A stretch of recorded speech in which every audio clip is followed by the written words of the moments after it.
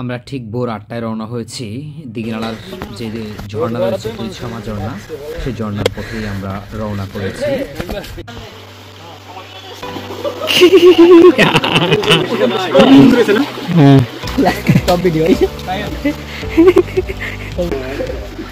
হচ্ছে আমাদের আজকের গাইড।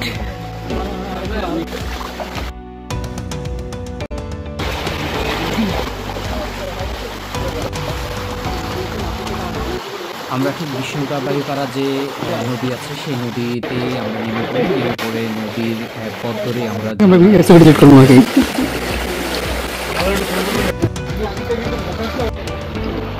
তারপর আমরা সেখান থেকে আমরা যে ঝর্ণার যে গন্তব্যস্থল আছে আমরা সেই গন্তব্যস্থলে খুব কাছাকাছি চলে আসি।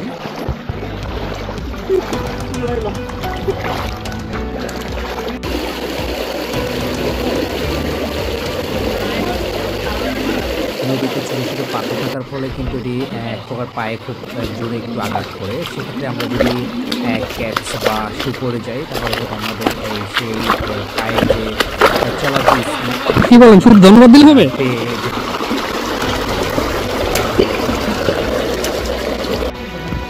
একেবারে মনোমুগ্ধকর পরিবেশ। এখানে একেবারে মেইন রোড থেকে ঝিরি ধীরে আমরা যে ট্রেকিং করে এসেছি, এটি আসলে বলে বোঝানো যাবে না, যদি এটি প্র্যাকটিক্যালি কেউ না আসে আসলে বোঝা যাবে না। এর পাশাপাশি দুইটি ঝর্ণার পরিবেশ এবং এখানকার মনোমুগ্ধকর যে ওয়েদার, পাহাড়, ঝর্ণা, পানি মিলেমিশে একেবারে চমৎকার একটা পরিবেশ।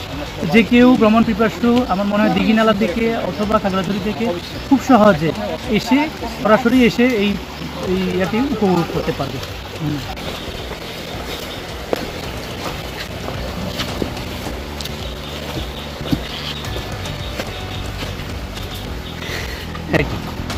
নাইস প্লেস, আমার ভালো লেগেছে।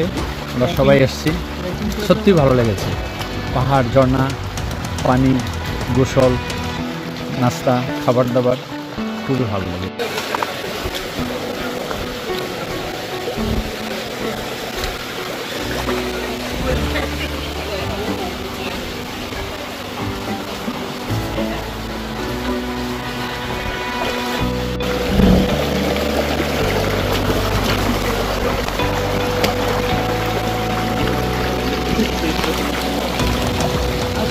Hadi.